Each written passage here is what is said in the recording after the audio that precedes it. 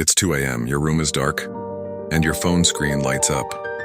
Another quote, another success story, another reminder that you're supposed to be further than this. You sigh because you're not lazy. You've been trying, yet somehow you still feel stuck. You wake up tired, move through your routine like a ghost in your own life. You work, you grind, you do everything right, but deep down there's a heavy silence, a whisper that says, you're not enough. You're not moving fast enough. You're not becoming who you should be. And you start to believe it because how do you argue with results that don't exist yet? You scroll, you compare, you pretend to be fine, but your mind is drowning in invisible pressure. You're fighting an enemy that looks exactly like you.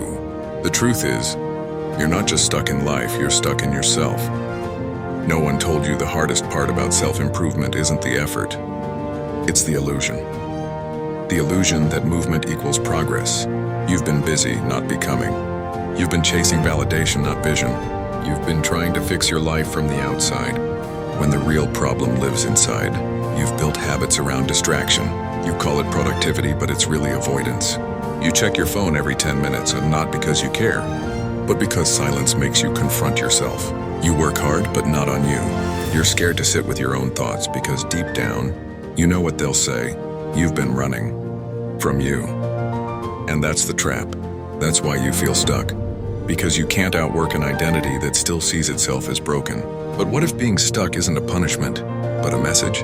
What if the universe, or life itself, isn't blocking you, but building you? What if you're not behind, you're just being refined? You're not failing because you're weak. You're stuck because you're shedding old versions of yourself. Growth doesn't feel like rising, and it feels like breaking. The cocoon doesn't feel like freedom. The gym doesn't feel like strength. The early mornings don't feel like progress, but they are. Maybe the problem isn't that you're not trying hard enough. Maybe it's that you've been trying to become someone else when the real power lies in returning to who you are. You don't need to add more to yourself. You need to remember yourself. The part of you that was bold before you were broken. The part that dreamed before fear taught you to shrink. The part that believed. This is your turning point. Not the day everything goes right, but the day you stop pretending everything's wrong. You are not lost, you are under construction. And sometimes, rebuilding means standing in the ruins of your comfort zone and saying, I'm done waiting for motivation. I'm done apologizing for existing. I'm done feeling unworthy of the life I'm trying to build. You're not meant to feel ready while you're meant to start.